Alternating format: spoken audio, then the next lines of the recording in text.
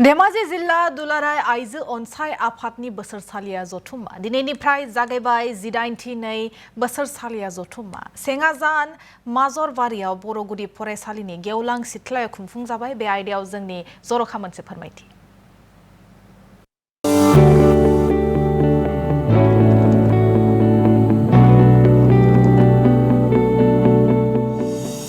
धेमाजि जिल्ला आबवफनि बोसोरसालिया जथुम्मा दिनैनिफ्राय जागायबाय 18 बोसोरसालिया जथुम्मा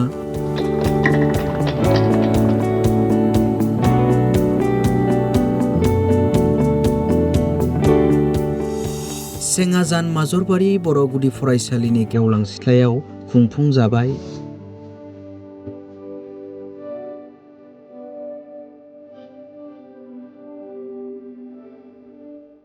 धेमाजि जिल्ला दुलाराय आइजो अनसाय आफादनि फुंगा 18 बोसोरसालिया जथुम्माया दिनैनिफ्राय जागायबाय।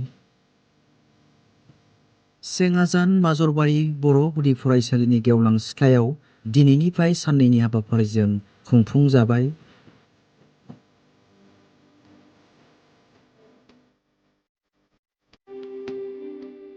दिनैनि गिबि हाबाफारि बायदियै फुंबिलि समाव साखोन सिखोन खालामनाय जायो।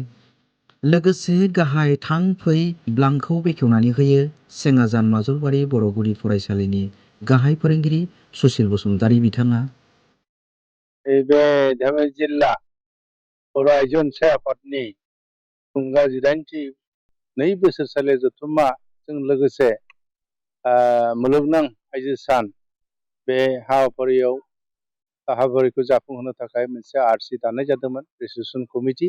बे रिसेपसन कमिटिनिनो आंखौ आफादगिरि हिसाबै बिथांमोना सायख'नानै होयो आरो नेहाथारि हिसाबै आरसिनि नेहाथारि हिसाबै सनसिं ब्रह्म बिथांखौ लानाय जादों। मुंख्लं थुनलाइस्रि बसुमतारी गोसोखां गाहाय सायनासालि बेखेवनानै होयो मिरु बर' थुनलाइ आफादनि सासे नेहाथारि सोरजिला औवारिया। सायनासालि बेखेवना बर' आइजो मुंख्लं थुनलाइस्रि बसुमतारीनि सायाव गोनां बिबुंथि खालामो सोरजिला औवारिया। बे सायनासालिनि मुंखौ दोननाय जादोंमोन सोरगोआरि गोसोखां थुनलाइस्रि बसुमतारी गाहाय सायनासालि। बिथां थुनलाइस्रि बसुमतारीयानो सासे जोंनि बे ओनसोलनि गिबिसिन सोमावसारनायनि मुंख्लं जागिरि होननानै जोङो बुंनो हायो। बे समाव 1988 मायथाइयाव जोंनि गासै अल आसामावनो बर'फोरनि गेजेराव सोमावसारनाय सुबुं गौमा रेलि लानाय जादोंमोन आरो बे समावनो थुनलाइस्रि बसुमतारीयाबो बाहागो लानो होननानै फैदोंमोन। जोङो बे समाव सुबुं गौमाखौ जनाय कर्टआव लानाय जादोंमोन।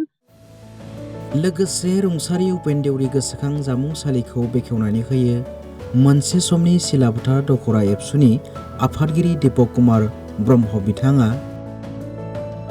मख'जाथावनादि धेमाजि जिल्ला दुलाराय बर' आइजो अनसाय आफादनि खुंगा 18 बोसोरसालिया जथुम्माजों लोगोसे गाबोन 8 मार्च मुलुगनां आइजो सान फालिथायजों लोब्बा लाखिनानै मेहेरगोनां हाबाफारिबो बानजायदों।